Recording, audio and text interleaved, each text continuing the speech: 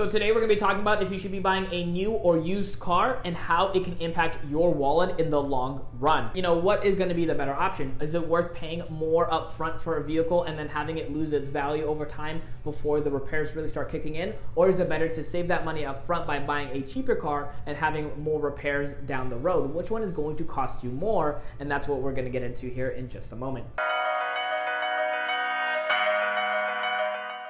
Hello fellow wealth builders, and welcome back to the True Financials channel. As I just mentioned, we're going to be talking about new and used cars and which one's going to benefit your wallet in the long run. But first, if you are new here, my name is Dennis, and on this show we love to talk about personal finance, investing, and retirement to help build your wealth. So definitely consider subscribing today, and don't forget to hit that little bell icon to get notifications when new videos and live streams go up. Now, which one is going to be more beneficial for you in the long run? Now, of course, there are a couple different factors, and we're going to get into them here in this video today. So before we continue on, let me know in the comment section down below, do you prefer to buy new cars or used cars, and why? Let me know down below. So there's going to be some pros and cons when you're looking at new cars and used cars, of course. So when we first go and look at new cars, of course, one of the biggest pros when it comes to that is when you buy a new car, you do not have to worry a lot about car repairs.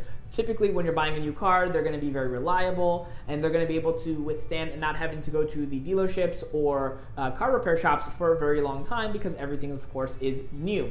Now, of course, one of the biggest cons when it comes to buying a new car is the depreciation. Now, depreciation is such a big deal because there is going to be so much depreciation in a very short amount of time. Typically, a car will lose over 60% of its value in the first 5 years. And that's a big deal when you're actually trying to, mathematically build up your wealth over time, because losing something by 60% in a 5-year period is going to be detrimental to your ability to build wealth, especially if you are looking at, purchasing $30,000, $40,000, $50,000 vehicles over time. And I do actually have a future video coming out that's going to go into more detail when it comes to the depreciation of a brand new car. You'll be able to check that out here in a very short amount of time. I'll have it linked up above, also in the description box down below. Now, when it comes to buying a used car, of course, one of the pros is going to be the cost. You're usually going to be paying a lot less when it comes to a used car versus a new car. But of course, one of the biggest cons is going to be the cost of repairs, because as the car ages, gets a lot more of that wear and tear, as we mentioned, it's going to cost you more to be able to keep that car running. So the overall question is, what's going to be a better option for you? Is it going to be better to buy a brand new car, have that higher cost up at the front, and then have to not worry about all those repairs for that first couple of years,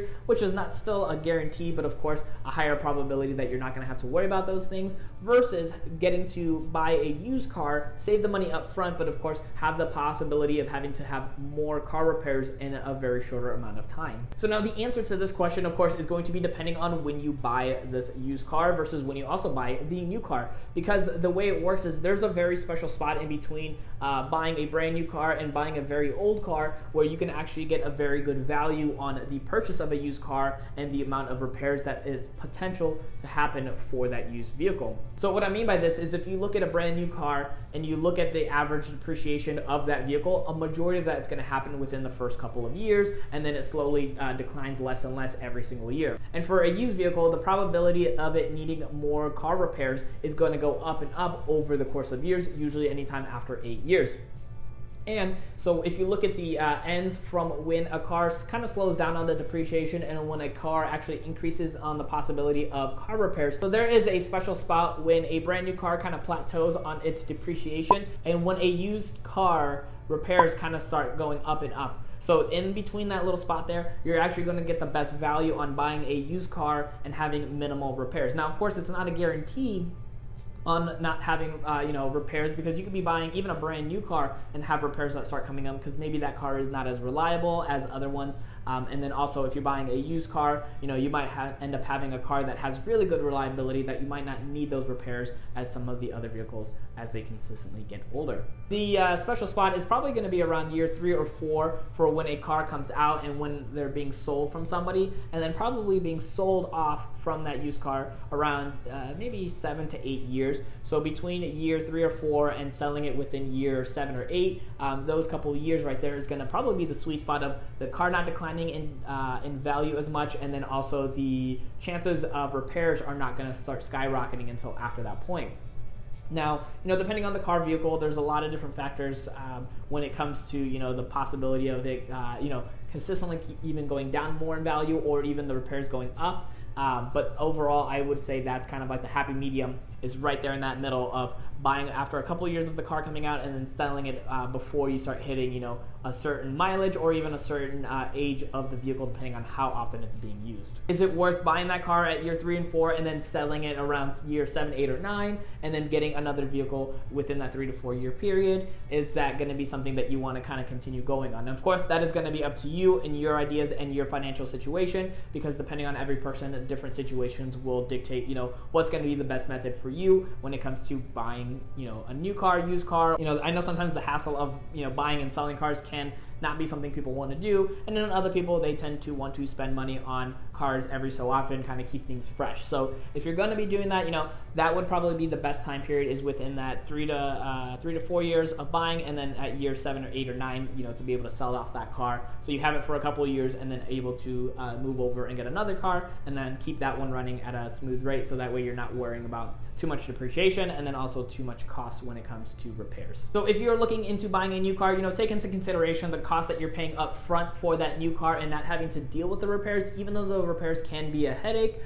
You know, is it worth it for you to be able to, you know, go through the motions of having smaller repairs versus paying a larger upfront cost of a brand new car? Because a lot of cars nowadays are starting to inch up higher and higher as far as overall cost and what it's really going to have on an impact for your personal finances as well as car cost ownership. So I hope you look into it more when it comes to buying a new car or a used car, and if it's worth buying a new car at a higher cost up front with less repairs in that first couple of years, but also losing the depreciation versus buying a used car. And if you're buying within that special spot of being able to get it at a good price and not have the potential of having as many repairs, and hopefully save you some more money when it comes to your personal finances, so you can use that money to help continue to build more of your wealth. So let me know in the comment section down below, how often do you switch out cars? Do you do it every couple of years? Do you hold on to your car for as long as possible? I definitely like to hear from you in the community. I personally like to hold on to a vehicle for as long as possible, so that way I can get the most out of it, even with the repairs that come along with it. I try to stick it through